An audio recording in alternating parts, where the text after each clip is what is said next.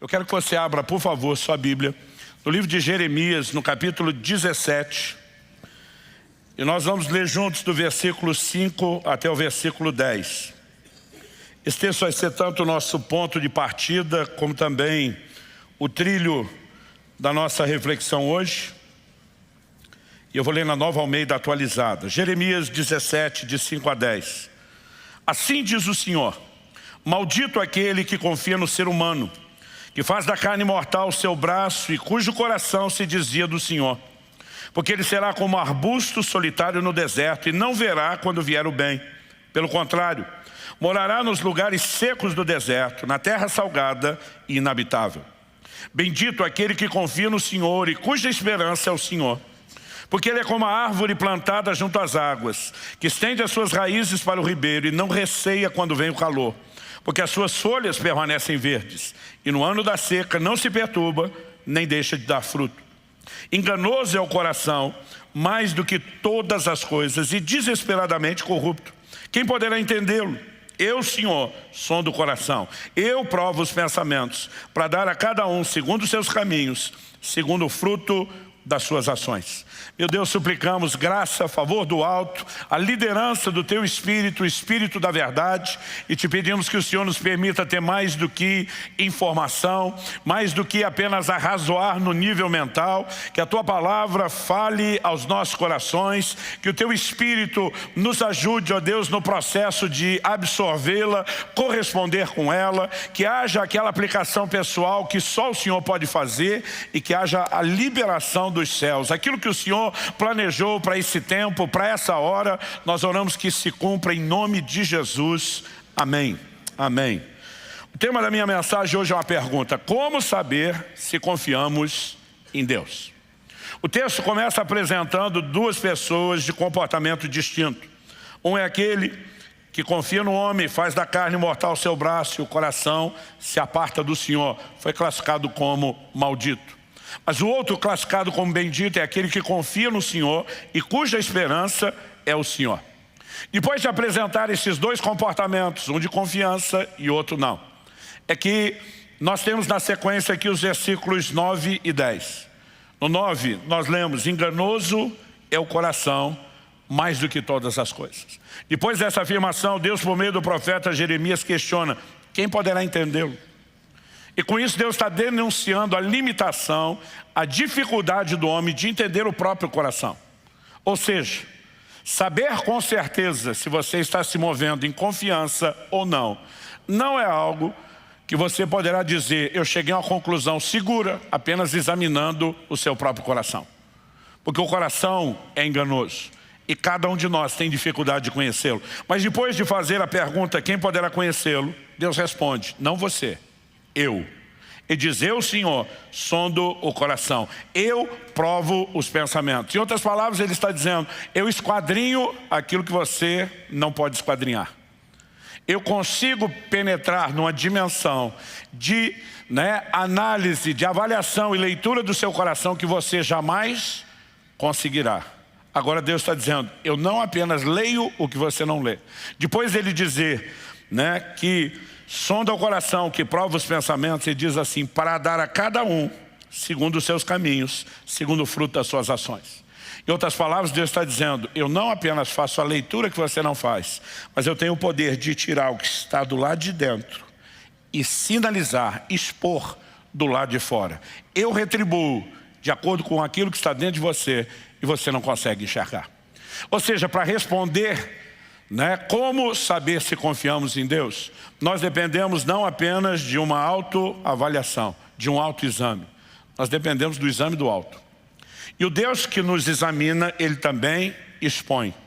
Portanto, o que eu quero te apresentar a partir desse texto começa, em primeiro lugar, por uma diferença de atitude, do que confia e do que não. Esse vai ser o primeiro tópico que eu vou abordar aqui. Mas depois, em segundo e terceiro lugar, como segundo e terceiro tópicos, nós vamos avaliar os sinais que acompanham o que não confia em Deus e é classificado de maldito. E depois nós vamos avaliar os sinais que acompanham o que confia em Deus. E eu entendo que esses sinais, essas declarações, são, como Deus disse logo depois na sequência, a forma dele mostrar para nós se confiamos ou não confiamos nele. Então, eu gostaria que juntos nós pudéssemos, considerar essas verdades.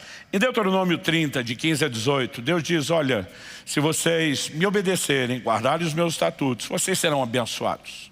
Mas se vocês se apartarem de mim, vocês serão amaldiçoados. Normalmente nós pensamos no modelo de bênção ou maldição de acordo com obediência ou desobediência. Alguns não conseguem associar isso com o que Jeremias, da parte do Senhor, está falando, confiança ou falta de confiança.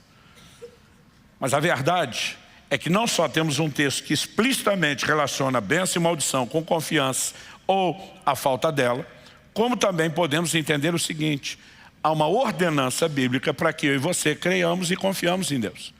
Em Marcos 11, 22, Jesus afirma, é um imperativo, tende fé em Deus. E se eu e você decidimos não crer, não confiar, estamos em desobediência. No final das contas, a questão não é avaliar quais são todas as possibilidades. É fato que a Bíblia fala de condutas conduzem à bênção, de condutas conduzem à maldição. Outro dia um falou para mim, maldição é coisa do Antigo Testamento, da lei, isso não tem no Novo. Eu falei, então você não deve estar lendo o Novo Testamento direito. Hebreus capítulo 6, versículos 7 e 8 dizem assim, a terra que absorve a chuva, que frequentemente cai sobre ela e produz erva útil para aquele que a cultiva, recebe bênção da parte de Deus. Mas se produz espinhos e abrolhos, perto está da maldição e o seu fim é ser queimado. Bênção ou maldição, depende se você corresponde ou não a Deus. Um outro dia me falou, está falando de terra o texto? Eu falei, não. Olha os versículos anteriores. Ele está falando de crente bom e crente ruim. Crente que corresponde com Deus e crente que não. E aí ele entra com a alegoria de terra boa e terra ruim.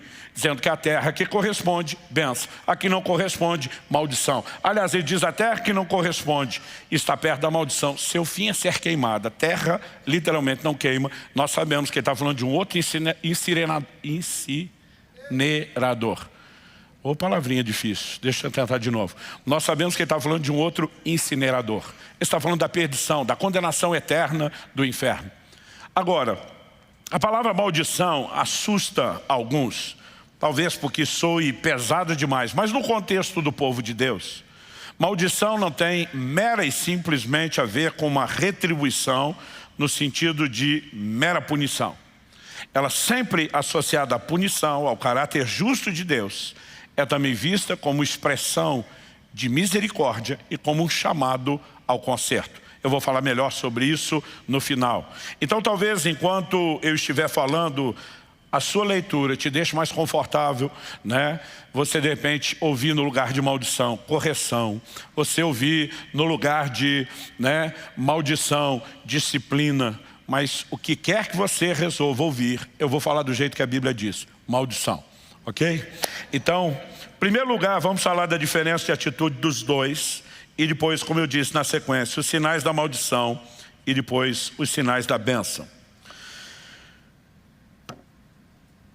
No versículo 5, quando o texto começa dizendo, maldito o homem que confia no homem.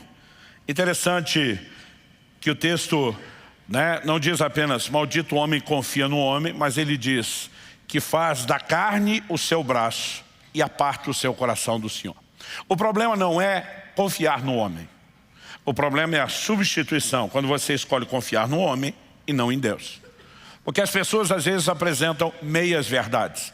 Eu me lembro de muitos anos atrás, no início da nossa igreja, tivemos uma situação onde precisamos corrigir uma pessoa no nosso meio. Porque ela vinha demonstrando uma grande dificuldade de expressar confiança em qualquer nível de relacionamento, desde a família. Isso estava gerando, obviamente, prejuízo, mas também se estendendo para questões ligadas ao trabalho e dentro do contexto da igreja.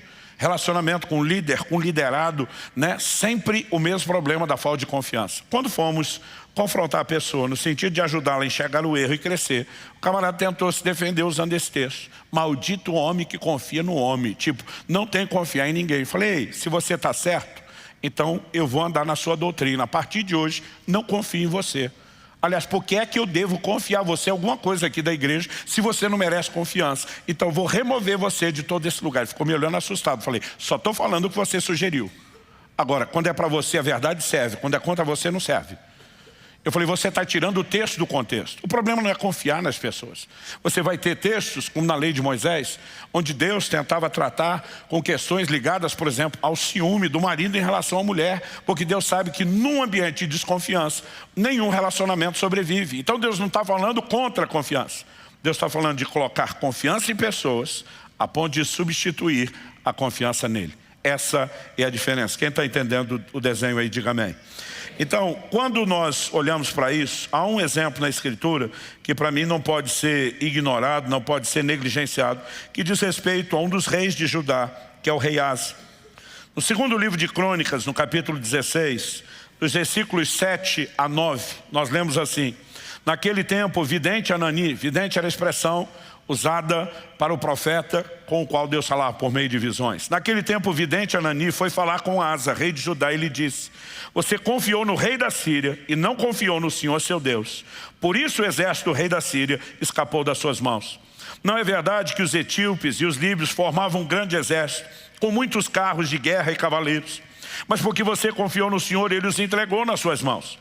Porque quanto ao Senhor, os seus olhos passam por toda a terra, para dar força, outra versão diz, para se mostrar forte, aqueles cujo coração é totalmente dele. Nisto você cometeu uma loucura. Por isso, de agora em diante, haverá guerras contra você.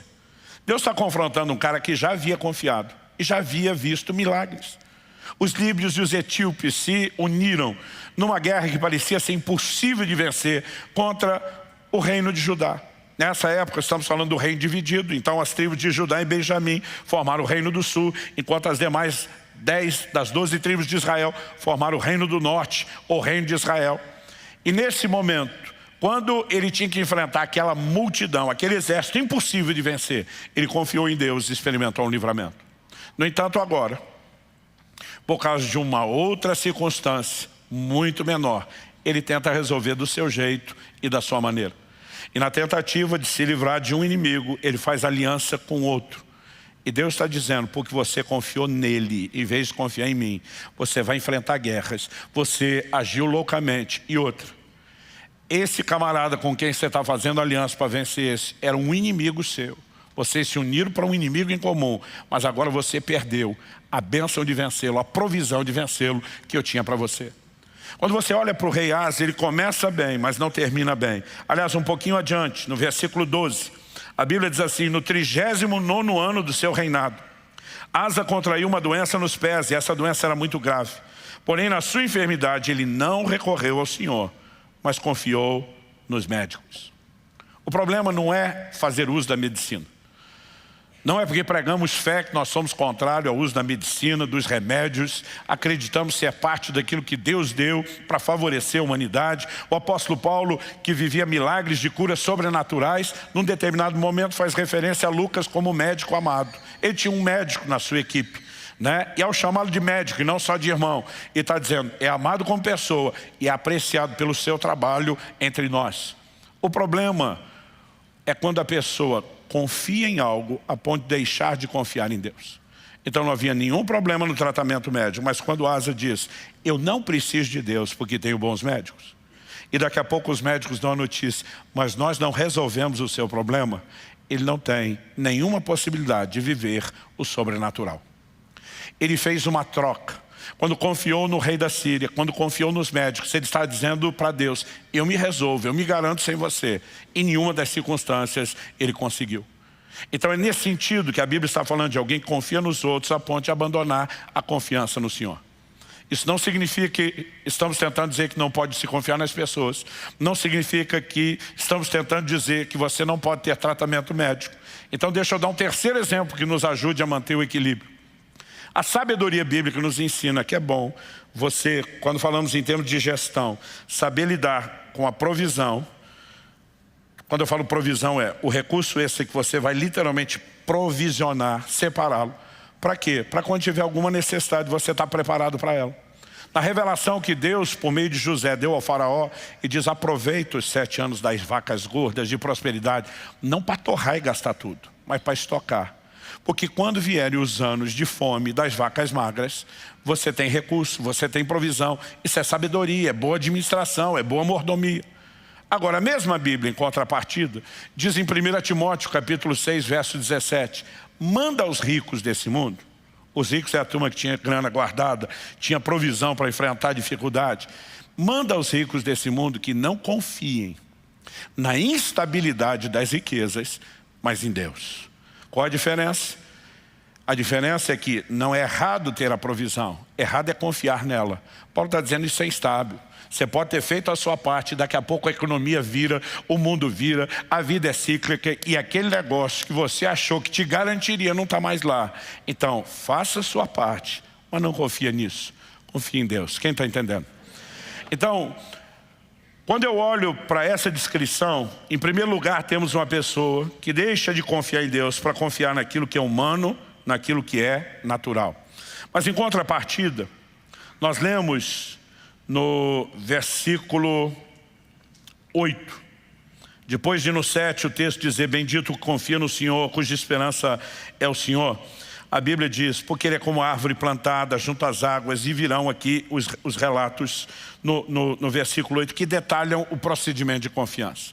Qual a diferença do primeiro? O primeiro confia no homem, fazendo dele, da carne, daquilo que é natural, o seu braço, aquilo que o apoia, aquilo que lhe dá garantia, e abandona o Senhor. Mas a Bíblia fala de outro, que faz do Senhor a sua esperança, que confia nele.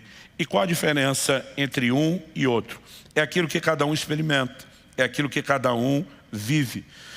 Confiar no Senhor, fazer dele a nossa esperança, é saber que mesmo que Deus use um homem ou algo natural para nos ajudar ou favorecer, nós não confiamos naquilo, e sim no Deus que cuida de nós e orquestra a circunstância.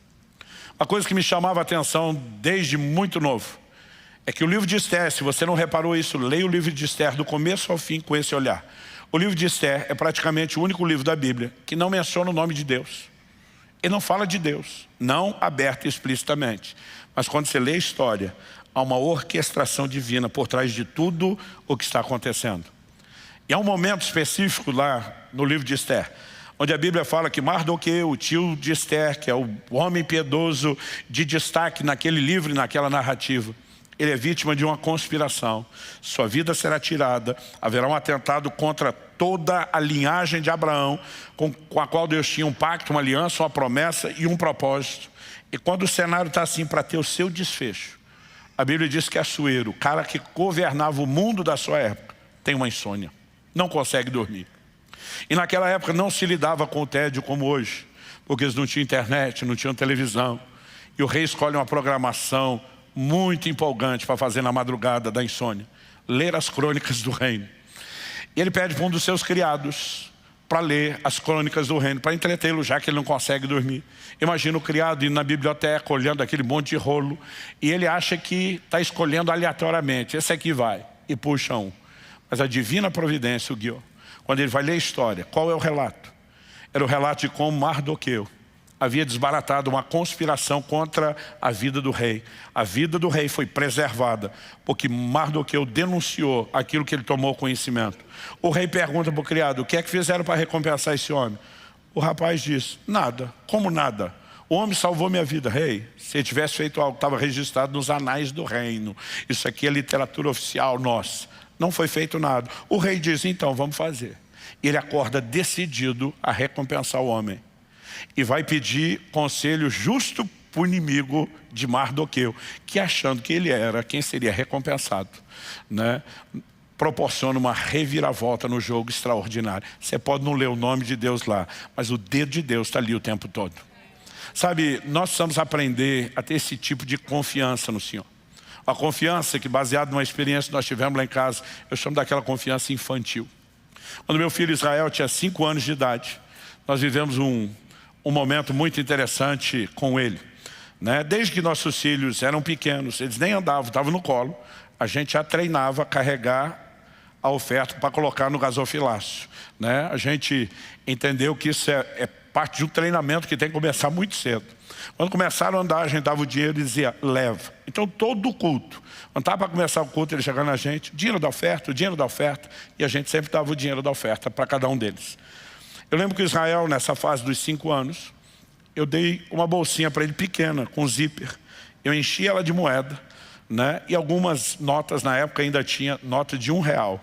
E eu falei, filho, papai vai te dar dinheiro, porque o papai quer te ensinar a lidar com dinheiro.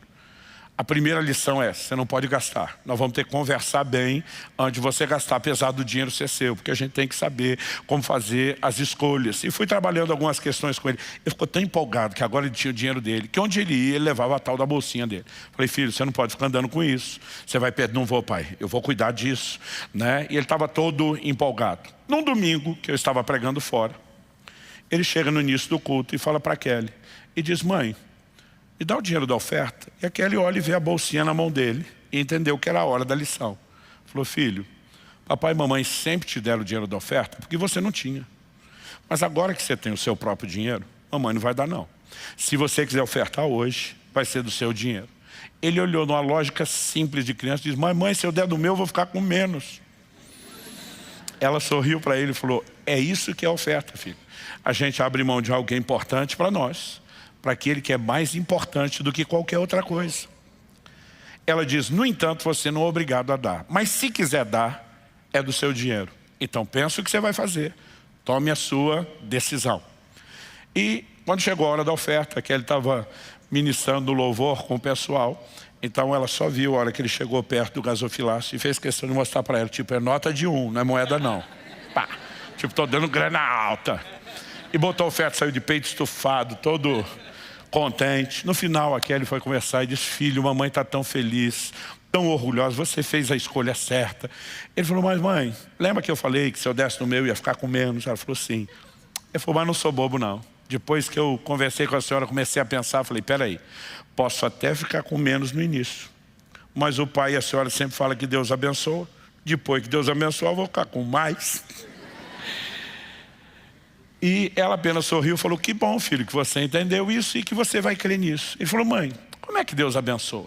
O dinheiro cai do céu? Ela falou, não, filho, não é bem assim, né? Deus até pode fazer isso extraordinariamente, mas a forma comum, Deus gosta de usar pessoas. Assim como você já viu Deus usar papai e mamãe para abençoar os outros, você já viu Deus usar pessoas para nos abençoar. Então a gente nunca sabe exatamente como Ele vai fazer, mas a gente confia nele. Ele falou, mãe, falei para Deus, já que Ele vai me abençoar, já até escolhi o que eu quero. E já falei para Ele.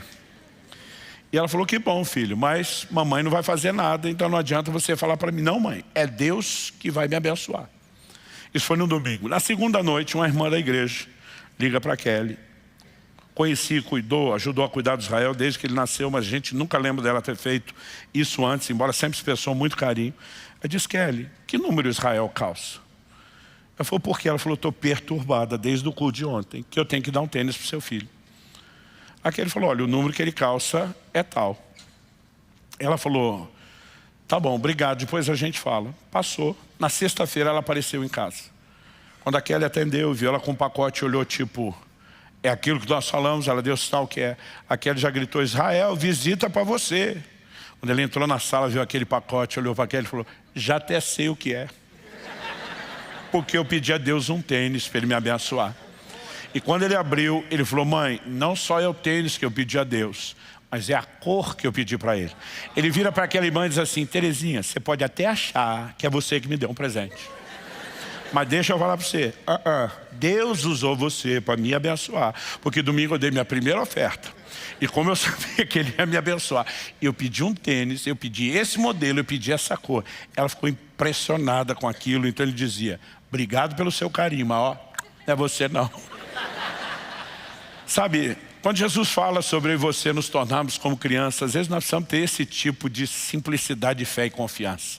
Não importa quem Deus use, nós vamos olhar e dizer obrigado pelo seu carinho.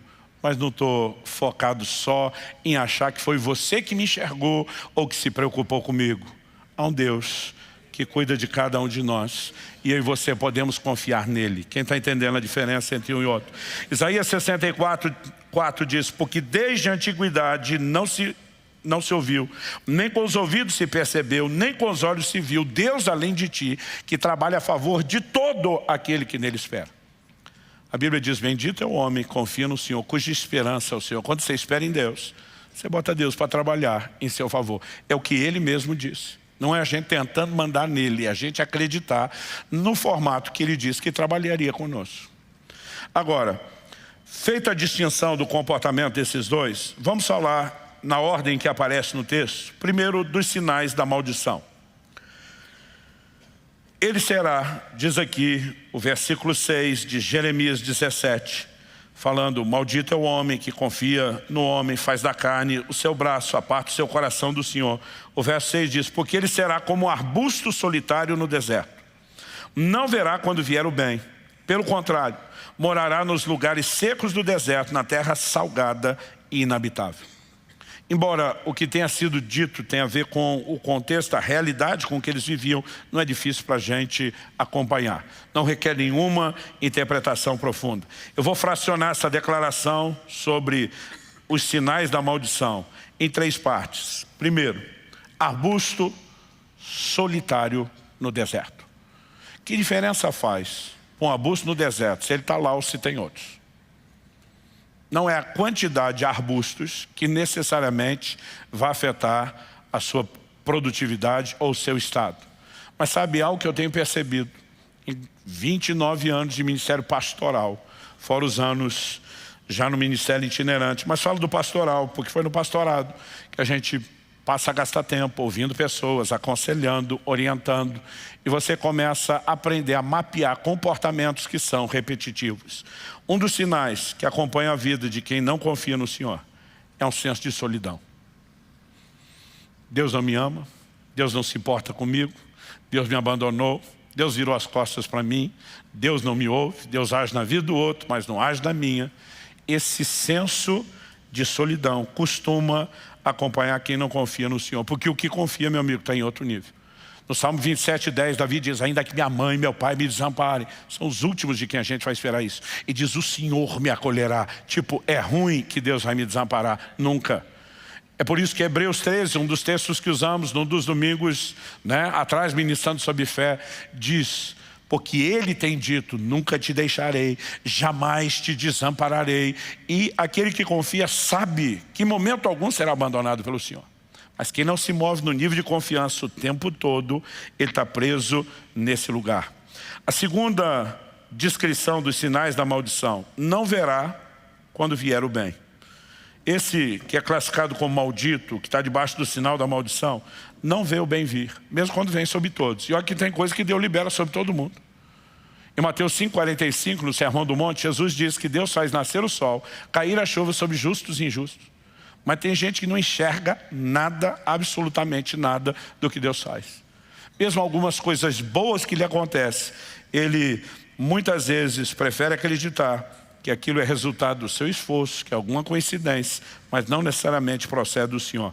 Logo, um sinal evidente na vida de quem não confia no Senhor. Nós vemos Deus denunciando esse comportamento na nação de Israel, relacionando isso com incredulidade. É a murmuração, é a reclamação. Essa pessoa não vê quando vem o bem. Agora, tem aquele tipo de gente, a expressão não verá quando vier o bem, não quer dizer não ver com a visão. O não verá é, não vai conseguir discernir que Deus deu, ou não vai poder desfrutar. E um texto que me traz temor, desde que eu era garoto, está em 2 Reis, no capítulo 7, eu gostaria de lê-lo a título de exemplo. Vou primeiro ler os versículos 1, depois o 2, e depois vou pular do 16 para o 20. O texto diz assim: então Eliseu disse, ouçam a palavra do Senhor. Assim diz o Senhor: amanhã a essas horas, mais ou menos, junto ao portão de Samaria, uma medida da melhor farinha será vendida por 1 moeda de prata, e 2 medidas de cevada serão vendidas por 1 moeda de prata. Deixa eu fazer uma pausa aqui, um comentário. Eles estavam em guerra, a cidade está sitiada pelo inimigo. Uma crise financeira, material, sem precedentes, a fome está instalada. Lei de oferta e demanda, não tem escassez de alimento, não tem oferta de alimento, o preço sobe absurdamente.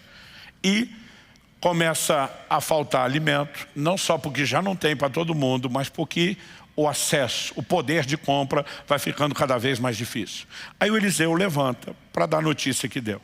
Então vamos tentar contextualizar, guardar das devidas proporções, porque algumas coisas vão ficar para mais, outras para menos. Imagina como se fosse hoje. O homem de Deus dizendo, amanhã, mais ou menos por essas horas, o dólar vai estar 50 centavos de real.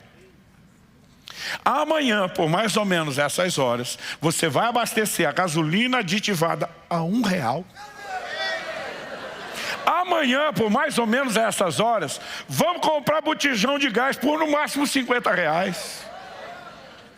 Irmão, tinha os que deram glória com você e teve essa criatura estúpida, com o perdão da palavra, do verso 2.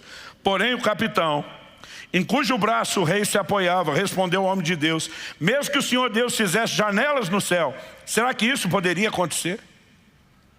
Gente, uma coisa é o cara não querer confiar, outra é ser tão insolentemente incrédulo. E Deus pode rasgar, abrir janela, derramar o que tem. Nem ele dá conta de fazer um negócio desse. E a Bíblia diz, o profeta respondeu: eis que você verá isso com seus próprios olhos, mas não comerá. Ele está no time do que não verá vir o bem, mas não é que não verá com os olhos. Ele diz, vai enxergar, mas não vai desfrutar. O que acontece? Nesse inteirinho até o versículo 16 que eu vou ler. Alguns leprosos, que eram excluídos, tinham ficado do lado de fora da cidade, foram tentar encontrar uma expressão de misericórdia, conseguindo alimento com os inimigos que estão sitiando a cidade. Quando chega lá, descobre que não tem ninguém mais no acampamento. Todo mundo fugiu, deixou tudo para trás.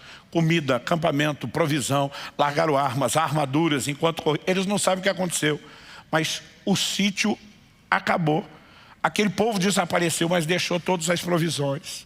Aí aquela turma dizia, e aí, guardamos isso com a gente ou dividimos com a cidade? Eles resolvem, vamos levar as boas novas. Quando levaram a notícia, o verso 16 diz assim: então o povo saiu e saqueou o arraial dos sírios. E assim uma medida da melhor farinha era vendida por uma moeda de prata, e 2 medidas de cevada por uma moeda de prata, segundo a palavra do Senhor. O capitão, em cujo braço o rei tinha se apoiado, foi encarregado pelo rei de guardar o portão da cidade. Mas o povo o atropelou junto ao portão e ele morreu, como o homem de Deus tinha dito quando o rei foi falar com ele. Assim se cumpriu o que o homem de Deus tinha falado ao rei. Amanhã, a essas horas mais ou menos, junto ao portão de Samaria, 2 medidas de cevada serão vendidas por uma moeda de prata, e 1 medida da melhor farinha será vendida por uma moeda de prata. Aquele capitão havia respondido ao homem de Deus: mesmo que o Senhor Deus fizesse janelas no céu, será que isso poderia acontecer segundo essa palavra? Ao que o profeta havia respondido: eis que você verá isso com seus próprios olhos, mas não comerá disso. E assim aconteceu com ele, porque o povo atropelou junto ao portão e ele morreu. Pastor, foi um tumulto no portão, porque o povo descobriu que tinha comida de graça. Eu falei, é verdade, mas com todo esse tumulto, só um foi pisoteado. O único descrente que recebe uma palavra de sentença, né, pelo seu posicionamento aberta e deliberadamente contrário a uma palavra liberada por Deus. A pergunta a ser feita é: que tipo de gente eu e você queremos ser? Esse que não confia no Senhor não verá quando vier o bem. Terceiro e último lugar: morará nos lugares secos do deserto, em terra salgada e inabitável. Esse é o tipo de pessoa que, comparado com o que eu vou falar daqui a pouco sobre o que confia no Senhor, não tem raízes em Deus. E por isso definha não só espiritualmente, como também emocionalmente. Isso é o que de vez em quando a gente chama de gente que tem a vida seca. E sabe, ao olhar para pessoas ao longo de 3 décadas de ministério que não confiam em Deus, acredite, nós vemos essa síndrome, esse conjunto de sintomas, de comportamentos se repetindo. Por outro lado, os sinais da bênção. Vamos lá agora voltar para Jeremias 17, versos 7 e 8. Bendito aquele que confia no Senhor e cuja esperança é o Senhor, porque ele é como a árvore plantada junto às águas, que estende as suas raízes para o ribeiro. Não receia quando vem o calor, porque as suas folhas permanecem verdes, e no ano da seca não se perturba, nem deixa de dar fruto. Vamos fracionar essa declaração. Primeiro, árvore plantada junto às águas, que estende suas raízes para o ribeiro. As raízes se estendem fora da vista humana. A árvore que está próxima da água, ela é beneficiada pela água, não porque a árvore foi até a água ou a água veio até ela, mas porque raízes saíram em busca do contato com a água para buscar de lá o suprimento necessário. Assim como isso normalmente, o trabalho da raiz acontece fora da vista, eu e você, no relacionamento com Deus, precisamos desenvolver raízes. nem sempre são parte da nossa vida pública, visível, mas são a nossa conexão com Deus, para receber dele sustento, para receber dele suprimento. Olha o que Paulo diz em Filipenses 4, 11. Eu vou ler primeiro o 11, depois o 12 e o 13. No 11, digo isso não porque esteja necessitado, porque aprendi a viver contente em toda e qualquer situação. Espera aí, Paulo, contente em qualquer situação, em qualquer situação. Verso 12. Sei o que é passar necessidade e sei também o que é ter em abundância. Aprendi o segredo de toda e qualquer circunstância, tanto de estar alimentado como de ter fome, tanto de ter abundância como de passar necessidade. Então qual é o segredo, Paulo? Tudo posso naquele que me fortalece. Ele está dizendo, o meu humor, minha força, minha alegria não depende de circunstâncias. O tudo posso, normalmente a gente costuma aplicar para posso fazer. Eu tenho repetido isso bastante e não vou cansar de me falar. Mas o contexto não é posso fazer, é posso suportar. Ele está dizendo, não importa a circunstância, eu dou conta de segurá-lo, porque minha força não vem delas. Minhas raízes estão em Deus. E essas raízes em Deus estão extraindo sustento para que eu fique firme diante de qualquer circunstância. Sabe, é impressionante, e uma das questões que nós temos abordado sobre a fé diz respeito a essa disposição interior e do ânimo. Nós já ensinamos aqui sobre isso. Mas uma segunda característica, a Bíblia diz, não receia quando vem o calor, a adversidade, e a sua folha fica verde. É impressionante como o comportamento de quem confia no Senhor não combina com as circunstâncias difíceis que ele enfrenta. Atos 16, de 22 a 26. Paulo e Silas na cadeia, julgados de forma sumária e injusta, açoitados, com os pés presos, amarrados no tronco, numa condição de muita gentaria, reclamando, murmurando, dizendo, Deus me deixou, Deus me abandonou. A Bíblia diz que os dois oravam e cantavam louvores. É o tipo de comportamento que não combina com as circunstâncias. Abacuque 3, o texto que trabalhamos ao longo do mês passado. Ainda que a figueira não floresça, que não haja fruto na vide, que o produto da oliveira minta, que os campos não produzam mantimento, que o rebanho seja exterminado da malhada, nos currais não haja gado. É quase que, perdão o uso da expressão, é quase como se o profeta estivesse dizendo, estou me lixando para isso tudo, por causa do lado de fora. Ele diz, todavia, eu me alegrarei em quem? No Senhor.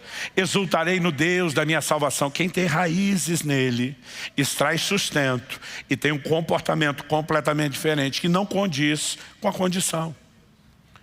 E sabe, eu fico pensando em gente como o pai da fé, Abraão. O que deixou Abraão com a folhagem verde de tanto tempo? Gente, Deus disse para esse cara, eu vou te dar um filho. Ano passa, entra ano, sai ano, passa mais ano. Ele continua debaixo de uma promessa. Levou 25 anos, desde o momento que Deus começa a lidar com Abraão, até o filho nascer. Agora, Deus, logo no início, antes mesmo de ser muito claro e específico sobre a descendência de Abraão por meio de Isaac, Deus fala para ele, eu estou mudando o seu nome. A partir de agora, seu nome é pai de multidões. O cara não tem um filho. Mas a Bíblia diz que ele creu no Deus que chama existência. Aquilo que não é como se já fosse. E ele começa a dizer em linha com Deus, como aprendemos aqui, a importância de declarar a palavra. Sou pai de multidão, mas tu não tem ninguém. Se você não está vendo, o problema é seu. Eu estou vendo. É uma questão de tempo. Vai materializar. O que deixa o cara com a folhagem verde tanto tempo? Alguém que não desanima, o tempo passando, as circunstâncias sem mudar a sua confiança em Deus. E normalmente nós pensamos que Abraão precisou de fé só até Isaac nascer. Meu amigo, ele precisaria de mais fé depois que Isaac nasceu do que antes de Isaac nascer. Gênesis 22 fala que Deus fala para Abraão, pega o seu filho, seu único filho, o filho que você ama. Eu não sei você, mas já reclamei com Deus várias vezes. Falei, precisava falar isso tudo para o velhinho. Já é difícil entregar o filho, o senhor tem que dizer o teu filho, teu único filho, o filho que você ama. Falei, o senhor só está dificultando. E aliás, depois que eu virei pai, esse texto ficou mais difícil. Eu tinha vontade de pular Gênesis 22 e nem ler isso. Mas a Bíblia diz no verso 3 que Abraão levanta de madrugada. Sabe o que significa isso? Prontidão. O Senhor mandou, bora executar. Pega seu filho, pega alguns servos e diz todo mundo para o Monte Moriá. Porque Deus deu uma ordem. Não tem esse negócio de vamos despedir, vamos gastar uma semana com o menino. Deus falou, está falado. Agora, a Bíblia diz, depois de 3 dias de caminhada, quando eles avistam o Monte Moriá, Moisés fala para os servos, segura a onda vocês, me esperem aqui. Eu e meu filho iremos, plural, nós dois vamos. Ele diz, adoraremos, plural, e voltaremos. Durante algum tempo eu desconfiava do Abraão. Falei, deixou as testemunhas longe.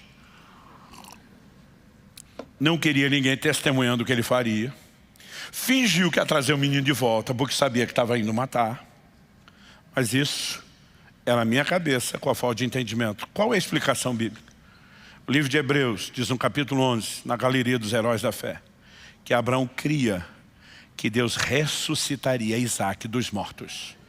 Quando ele diz nós vamos voltar, ele está dizendo não faz sentido Deus prometer que por meio desse menino ele cumpre o que me prometeu e será minha linhagem e agora mandar matar. Eu não entendo a disparidade entre isso e isso, mas uma coisa eu sei, eu confio nele. O que ele vai fazer é problema dele. Ele mandou matar, eu vou matar. Agora, ele que devolve o filho, porque ele tem que cumprir a palavra dele. Então, ele vai obedecendo a Deus, mas a Bíblia diz, cria que Deus o ressuscitaria dos mortos. Quem está entendendo? Folhagem verde. Meu amigo, a maioria de nós já teria um chilique, entrava em estado de choque antes disso. Mas aquele que confia no Senhor, não receia, quando vem o calor, sua folhagem fica verde. Último lugar, no ano da seca, não se perturba, nem deixa de dar fruto. Uma coisa é o calor, a outra é o ano da seca. É a estiagem, é o tempo longo sem chuva. Mas quem tem raízes para buscar água, não depende apenas da chuva. É interessante que o bendito, diferente do maldito, que não vê o bem que vem sobre todos, o bendito não é abalado pelo mal que vem sobre todo mundo. A gente tem determinadas circunstâncias difíceis que todo mundo vai experimentar. De alguma forma, quando a gente passa, a gente acha que é só com a gente. Porque a maior parte do tempo que está acontecendo com os outros, como diz o ditado, pimenta nos olhos dos outros é refresco. Pelo nosso egoísmo, a gente não se identifica, a gente não conecta, a gente não percebe, não mensura. Quando acontece conosco, parece que é só com a gente no mundo. E uma das perguntas que eu mais ouvi como pastor na vida, pastor, por que comigo? Eu digo, porque se não fosse você, era o outro me perguntando por que com ele. Agora, olha o que Jesus diz. Mateus capítulo 7, de 24 a 27. Todo aquele, pois, que ouve essas minhas palavras e as pratica, será comparado a um homem prudente que construiu sua casa sobre a rocha. E Jesus diz assim, observe a ordem. Caiu a chuva, transbordaram os rios, sopraram os ventos e bateram com força contra aquela casa. Vou repetir. Caiu a chuva, transbordaram os rios, sopraram os ventos, bateram com força contra aquela casa. Mas ele termina dizendo, ela não desabou porque tinha sido construída sobre a rocha. Agora ele vai falar de outro. Todo aquele que ouve as minhas palavras e não as pratica, será comparado a um homem insensato que construiu sua casa sobre a areia. Agora olha o que ele diz. Parece Ctrl+C, Ctrl+V, copiou e colou. Caiu a chuva, transbordaram os rios, sopraram os ventos e bateram com força contra aquela casa. A mesma coisa do outro. A diferença, Jesus diz, ela desabou, sendo grande a sua ruína. O que é que eu e você precisamos entender? A adversidade vem para todo mundo. Se você vai ficar em pé ou cair, depende de como você edifica o seu relacionamento com Deus. Agora ele está dizendo, ouve minha palavra e não pratica, não tem estrutura. Ouve minha palavra e pratica, tem estrutura. Por quê? Porque obediência, gente, é uma das maiores expressões de fé. Assim como a desobediência procede da incredulidade. O que é que o diabo foi fazer com Adão e Eva lá no jardim? Deus falou para não comer isso, por quê? Não é bem assim não, está trolando vocês, não quer que vocês sejam que nem ele. O que ele semeou antes de conseguir um ato externo de desobediência? Uma atitude interior de incredulidade. Deus não é quem diz que ele é. Os seus motivos não são os quais ele revelou, que não quer que a gente faça para nos proteger. Ele não está interessado no nosso bem. O que nos faz relativizar a obediência é a incredulidade em quem deu a ordem. Agora, quem não consegue levar a palavra de Deus a sério, no sentido de obediência, vai levar a palavra de Deus a sério quando é a promessa? Isso aqui eu não boto a mão no fogo, não acredito no caráter dele quando ele dá ordem. Mas a hora que deu a promessa, não, agora eu vou que nem louco. Ou você cria vínculo de confiança com o caráter de Deus na hora de obedecer, ou você não vai ter fé para a hora da promessa. Agora, alguns de nós queremos um evangelho bem light da obediência, mas queremos uma fé que rebenta e que nos leva a qualquer lugar. Deixa eu te dizer, vai sonhando. Você não vai chegar a lugar nenhum sem compromisso com a palavra. Agora, caiu a chuva, transbordaram os rios, sopraram os ventos, bateram com força contra aquela casa. Vai acontecer com todo mundo, com quem tem vínculo com a palavra, com quem não tem. A diferença é que quem tem vínculo fica de pé e quem não tem, a casa cai. Então o que eu e você precisamos? De um posicionamento de confiança. No ano da seca, não se perturba, não deixa dar fruto. E daí que choveu, e daí que deu enchente, e daí que soprou o vento.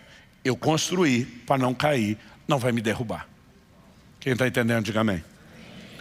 Jó e sua esposa foram afligidos por males semelhantes. Eu de manhã falei, passaram os mesmos problemas. O pastor Anderson me corrigiu e agora eu estou confessando isso em todos os cultos. O pastor, desculpa, eles não passaram as mesmas coisas. Falei, como não? Ele falou, só Jó ficou doente se raspando com o caco, ela não. Eu falei, é mesmo, já que você falou nisso.